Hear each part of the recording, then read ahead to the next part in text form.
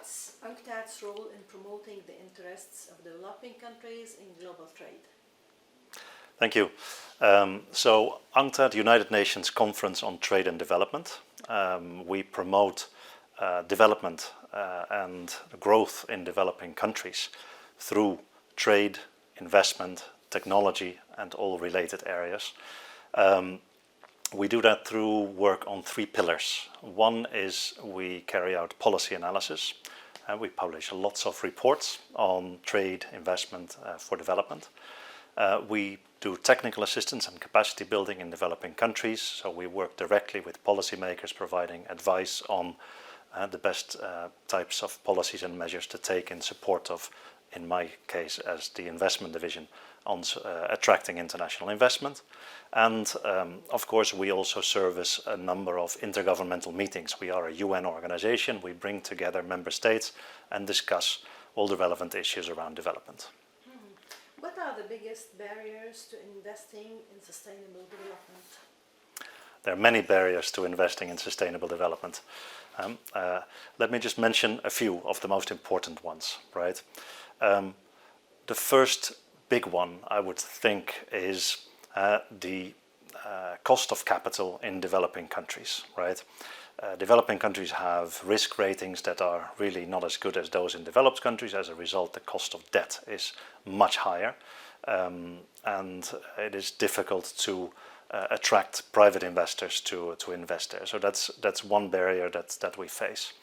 The second type of barrier is, of course, that many of the projects in sustainable development relevant areas, or what we call in UNCTAD SDG investment areas, they're about infrastructure investment.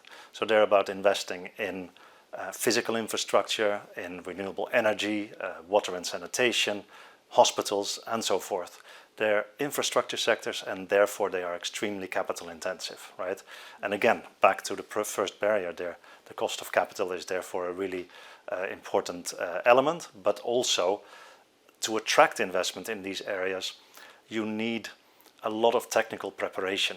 You need regulatory preparation, impact assessments, feasibility studies, you name it. There's lots of technical details. And in developing countries, often the capacity to prepare such projects is not there. So they need support in that. And then maybe another important one is investing in many developing countries. It can be extremely difficult for private investors. The investment environment is not always that attractive. There can be very complex bureaucratic procedures. There can be a lack of connecting infrastructure. So it's really the business and investment climate is often not that conducive to investment. So those are 3 areas that when we try to help developing countries attract investment for sustainable development, that we really have to look at. How did the pandemic and then the war in Ukraine change the investment landscape? Right, that's a complex question. So first of all, the pandemic and the war and many other types of crises we have around the world now, and just to mention the food crisis, the finance crisis, the energy crisis, right? They affect economic growth, they affect the health of economies, right? And of course, investment is very much part of economic growth, right? So when fuel prices go up, when electricity prices go up, that affects the way investors look at their business plans, right? A second important element is that these types of challenges, these types of global crises cause uncertainty. And if there's one thing that's really important for investors who depend on financial plans that stretch decades into the future, right? Investor certainty is a really important element. So the uncertainty caused by these challenges is really a very big negative for investment in sustainable development. And then, there's an additional point, of course, the way that the fragmentation that we are seeing right now in the global political landscape is affecting investment and is affecting patterns of investment. Where investment goes is really different now than it was some years ago before this increase in global fragmentation. Mm-hmm. From an investment perspective, what steps should the world take to solve the food crisis, especially in the developing countries? To solve the food crisis is a very important question. From our analysis of global trends in agriculture, investment trends in agriculture, investment trends in the agri-food sector in general, the picture is really bleak, right? The number of investment projects today in the agri-food sector, right, international investment projects, is lower than it was in 2015 when we adopted the SDGs, right? So it doesn't look good. Trend is negative. And what should we do about it, right? I mean, there are a number of reasons why investment in agriculture and the agri-food sector is not keeping pace with global economic growth and keeping pace with investment in other areas. There's hesitation on the part of many developing countries, for example, to sell big parcels of land to foreign investors, right? And it's very understandable. So one of the ways that we have looked at this in the past, together with our colleagues in the Food and Agriculture Organization, in the World Bank, in IFAD, is to come up with a series of ways of making investment in agriculture more responsible, right? We have the principles for responsible agricultural investment, and this is really something we should revisit and look at again. And can we make the agriculture sector, but also the agri-food system sector in general, more palatable for policymakers and for general stakeholders, and also more attractive for international investors? Is it more attractive for local investors also? Of course, yes. I mean, that's the most investment in agriculture takes place because of local investors, right? And these local investors can, of course, access international capital markets for finance, right? And that's another way of actually boosting investment in agriculture. But often the scale of that remains too small, too fragmented in global markets to really make a huge dent in the food security issue. Mm-hmm. What's UNCTAD's vision regarding the energy transition in developing countries in light of the global energy crisis? Well, there are several big problems here, right? If we look at overall trends in renewable energy, worldwide we see a very positive trend in international development. Since the adoption of the Paris Agreement, international investment in renewable energy has tripled, right? Unfortunately, most of that investment goes to developed countries. And developing countries, for the reasons I mentioned earlier, right, the higher capital cost, the difficult investment environment, they lag very much behind. If we look at growth rates of international investment in renewable energy in the developing regions, right, all of them, the growth rate over the past 7 or 8 years since the adoption of the Paris Agreement is barely higher than GDP growth. So very unimpressive in reality, right? Now, what can we do about that, right? What's our vision in UNCTAD on dealing with this situation? One thing is that the so-called nationally determined contributions, or NDCs, which all countries develop in response to the Paris Agreement, they don't say enough about investment needs, right?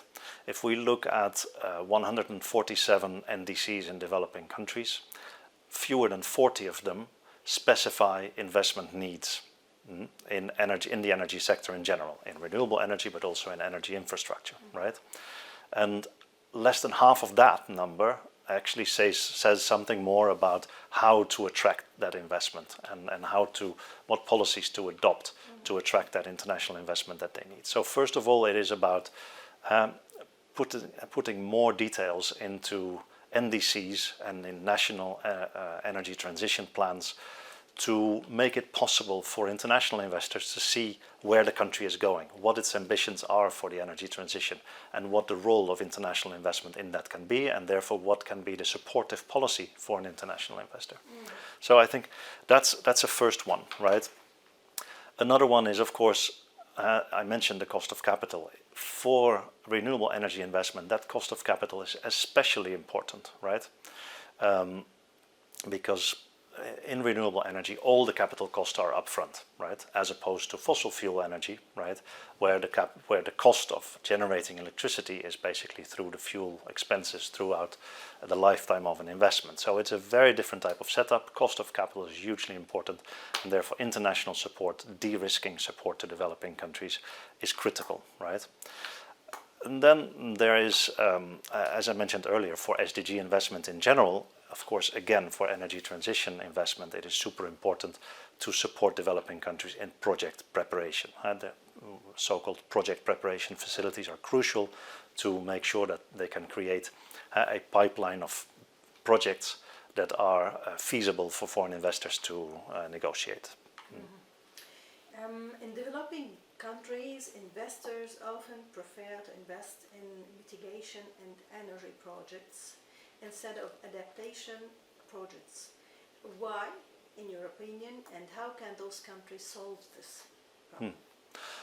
Not just in developing countries. I think that the propensity to invest in mitigation rather than adaptation of international private investors is the same in developed and developing countries.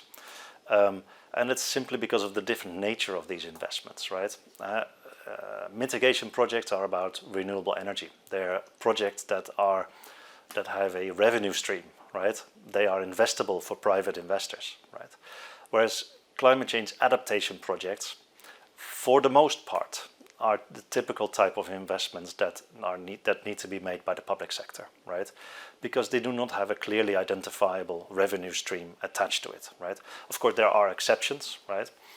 Take the agriculture sector, where, for example, new investments in new types of crops or in preparation of land for a different climate, for a different climate in future, can of course be an investment project that has a revenue stream.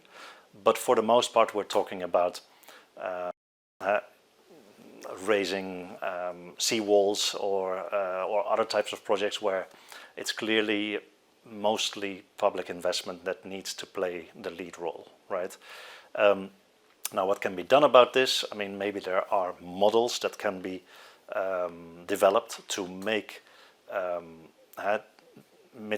adaptation projects investable for private investors, but it will always imply creating a revenue stream, right? And an example of how this can be done is, for example, through carbon markets, right? So where an adaptation project is really about creating credits, it can be feasibly transformed into a revenue generating type of project. The issue of climate or green financing has taken on different dimensions recently, such as calls for reform of international financial institutions. Does UNCTAD have a specific vision on this regard? Calls for reform of international financial institutions. Well, the obvious one is obviously clearly the need to push more funds towards de-risking of climate change projects, to push those funds more to the countries where it is needed the most, right? If we look at projects over the past decade financed by multilateral development banks, they are doing great work, but a significant share of those projects goes to lower middle income countries in general, and far fewer of them go to the least developed countries, right? So there is a real need not only for MDBs to become greener, but also to allow them to take on projects, often riskier projects, in really in low-income economies, right? If we take stock of international investment projects in renewable energy over since the adoption of the Paris Agreement in 2015, there are more than 30 of those countries that haven't attracted a single utility-scale renewable energy project since that time, right? That means that really we need to do much more to support the de-risking of investment in those countries, right? And that needs to really be done with the help of MDBs. What is UNCTAD's agenda for the upcoming climate conference in Dubai? Well, the first part of our agenda is really simply to ask for countries to stick to their commitments in previous COP meetings, right? Especially the financial commitments made towards supporting finance in developing countries. I mean, that is really the top priority, of course, right? A second high priority for UNCTAD in COP28 will be to highlight, as we have done in previous COPs, the important role of trade and investment policies, right? The energy transition and climate change mitigation and adaptation is a critical global interdependence problem, right? And it needs a lot of flows of capital, of technology, and of environmental goods and services to allow the energy transition to happen, right? No country can do this on their own, but if it needs those flows of capital and technology and goods and services, it means that obviously there's a big role to play for trade and investment policy, right? So that's part of the agenda that we would have there. And I think a third part is innovation, right? When we look at climate investment, climate finance and investment, we hear often the same things, right? We have been talking for decades about the use of a public-private partnership, about the use of blended finance, about the use of green bonds. But these instruments have been around for a very long time. I mean, I don't know why we're still calling them innovative, right? And I think we need to come up with instruments that are new, that do new things, right? So it's not only about generating finance for new renewable energy plants, it is also about, for example, instruments that can help finance the early closure of fossil fuel assets, right? And it's probably a much more difficult financial instrument, but it can be done. Mm-hmm. The COP28 presidency plan focuses on the energy transition and the flow of investments to developing countries. What's your comment on that? It's a good focus, it's urgent, it is needed, right? If we look at climate finance, at sustainable finance in general, right? If we look at global capital markets, sustainable finance is absolutely booming, right? It's multiplied itself several times over in recent years. It's worth now just short of $6 trillion worldwide. Sustainable finance instruments such as green bonds, social bonds, ESG funds, and so forth, right? So that's growing really fast. If we would rely on for the energy transition and for climate change mitigation and adaptation and for SDG financing on trends in global capital markets, we would be in pretty good shape, right? Unfortunately, all that money is not arriving where it is needed the most, right? It is not arriving in the poorest countries, and it is not always arriving in the sectors where it is needed. I mentioned earlier the fact that agri-food systems investment or food security investment is now lower than it was when the SDGs were adopted is an example of that. But the same is happening in renewable energy and in energy investment, right? So the contrast between the trend in global capital markets and the trend in real climate investment in developing countries is really staggering, right? It's a big contrast. So making that a priority is clearly a very good idea, and it is also a very good idea for the UAE, right? Because who is holding all these financial instruments, sustainable finance instruments in global capital markets? It is, for a large part, institutional investors, global pension funds, sovereign wealth funds, typically the type of big funds where the UAE also has a big role to play and where it has an important voice also in the international community of those funds, right? Is it the right place to do the COP28? Is that what you mean? It is, from a finance perspective, certainly a country that has clout in that sense, right? I mean, if we look at, we reported in our latest World Investment Report the importance of the UAE in international investment. It has become the fourth largest economy in terms of attracting inward projects last year. And it is around the 15th place globally in terms of outward investment. And it has quite a lot of investment flows going to developing countries, including in green investment. Can you tell us more about the World Investment Forum organized by UNCTAD in Abu Dhabi, please?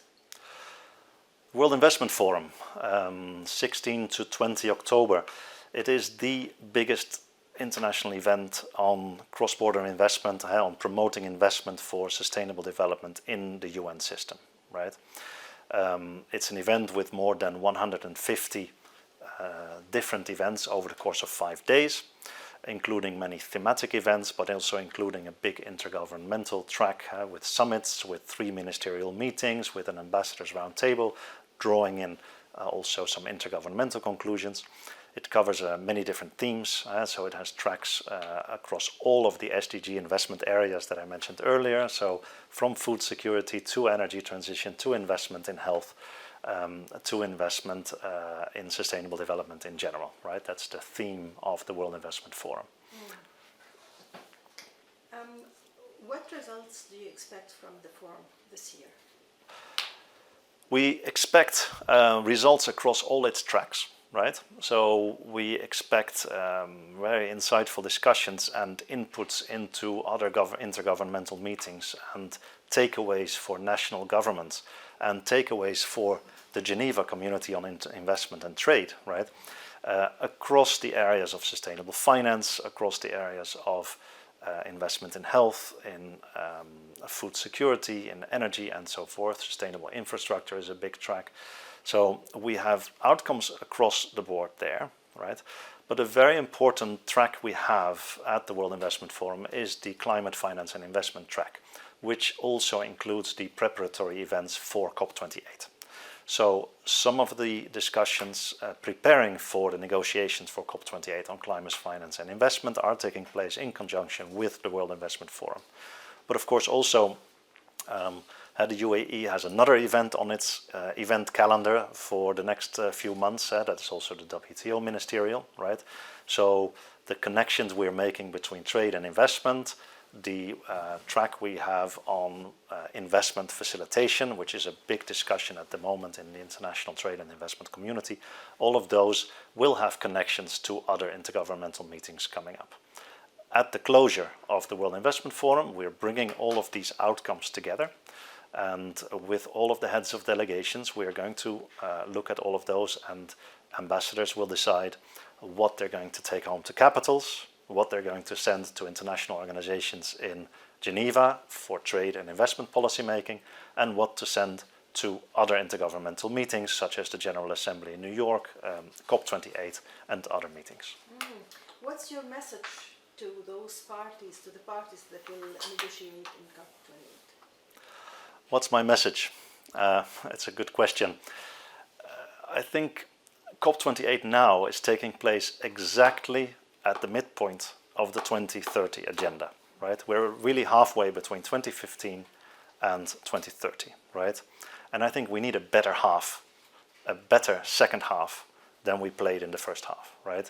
The first half we have basically, from a finance and investment perspective, we have underperformed, and we need to really outperform now for the second half.